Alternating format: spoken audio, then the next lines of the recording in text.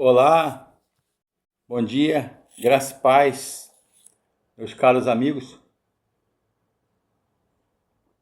Tá servido, tomando meu café com adoçante. Eu queria compartilhar com vocês, o estudo escatológico. O que é a escatologia? Vem da palavra grega eschatos, ou escaton. Escatologia, dentro da teologia sistemática e a filosofia, é a doutrina que estuda o juízo final e as últimas coisas.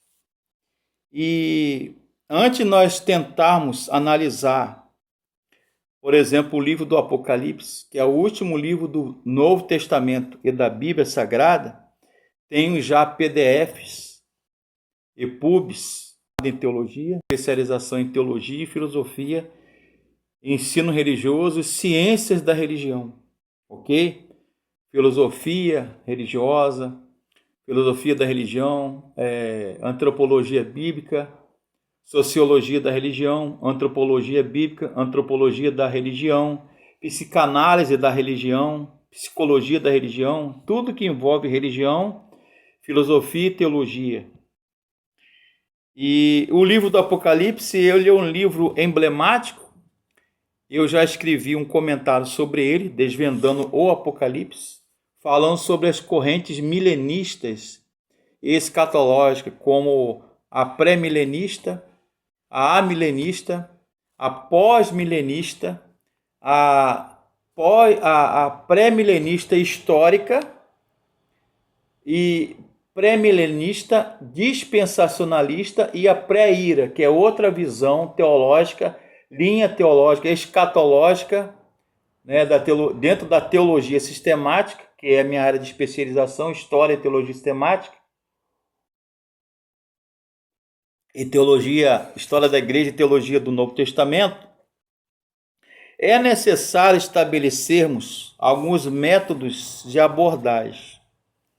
Irmãos, os estudiosos da Bíblia reconhecem alguns métodos básicos de interpretação escatológica, teológica e do livro do Apocalipse, que é um livro cabalístico, é um livro simbólico em algumas passagens, literal para outras passagens, não poderia deixar de dizer, e é um livro também simbólico e cabalístico, o livro do Apocalipse, que vem da palavra apocalupto, ou apocalipsis, do grego, ou galach, é assim que se pronuncia, é parecido com aquele chocolate Galac, não é chocolate, é chocolate ao leite, açúcar puro, não posso comer por causa do diabetes. Amo o chocolate, mas... Primeiro método, é só para quebrar o gelo. O método preterista, vem de pretérito. E tem a ver com passado, já ocorrido. Essa abordagem afirma, preterista, que os eventos no Apocalipse, o último livro da Bíblia, ocorreram no primeiro século. Portanto, já faz tempo que se cumpriram. O método preterista utiliza de uma perspectiva passada, eventos ocorridos no futuro. De acordo com a abordagem preterista, não existe nenhum aspecto profético ou futuro na narrativa. De acordo com o método preterista, o cenário das visões era o conflito existente entre a igreja e Roma, na era apostólica. Estou lendo aqui meu artigo, de teologia. Até mais ou menos o ano 100, 150, ano Domini, ou depois de Cristo, como queira chamar. Esse ponto de vista preterista enfatiza a relevância do livro para as igrejas nas quais o livro foi endereçado e escrito, as 7 igrejas do Apocalipse, da Ásia, mas praticamente não aceita a visão futura da mensagem de João, que apresenta predições específicas e determinados eventos. O segundo método, que é o histórico. O que esse método tem a dizer?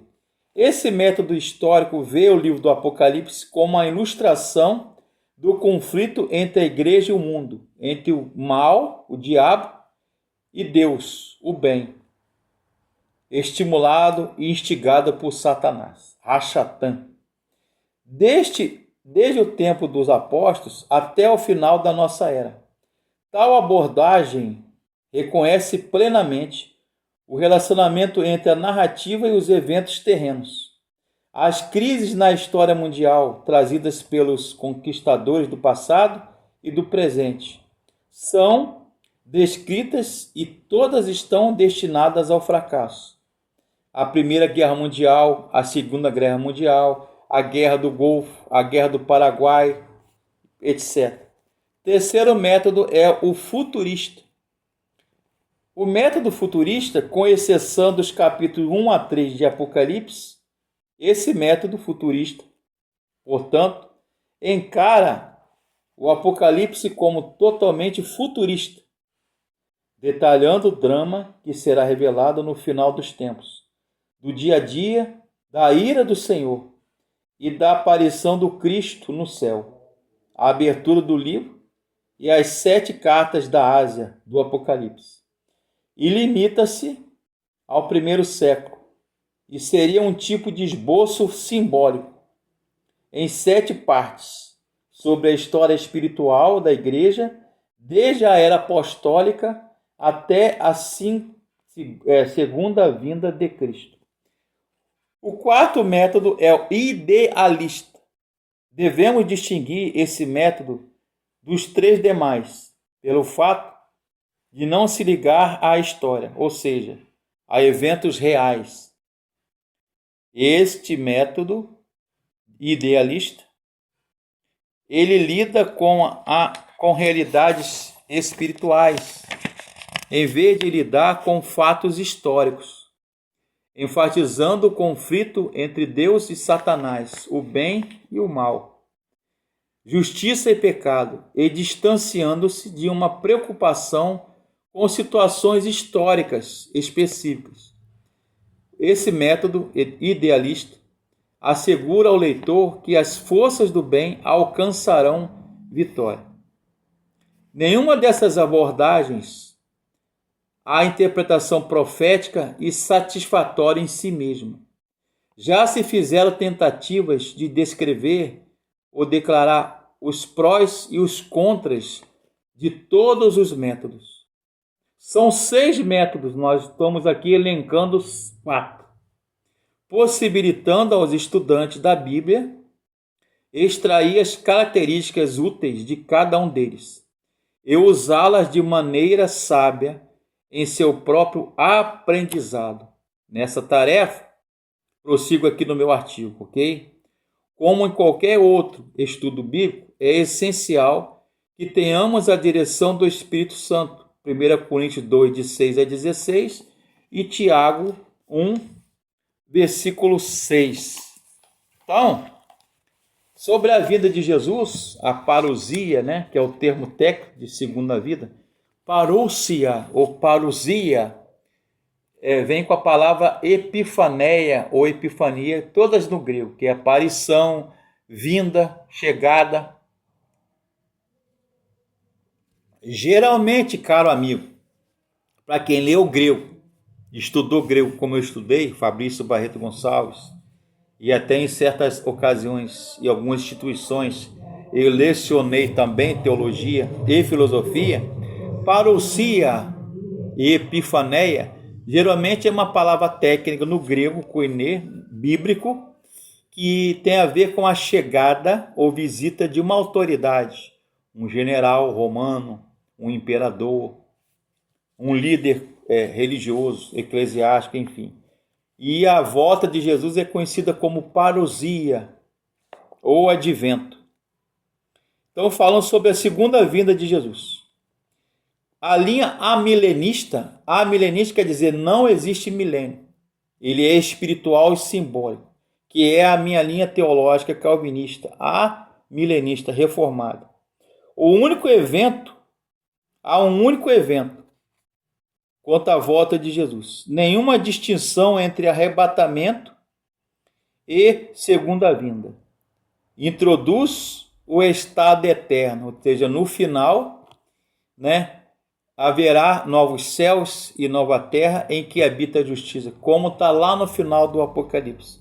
Sobre a ressurreição, os amilenistas, eu sou um amilenista, eles entendem que a ressurreição geral dos crentes e incrédulos na segunda vinda é o mesmo evento.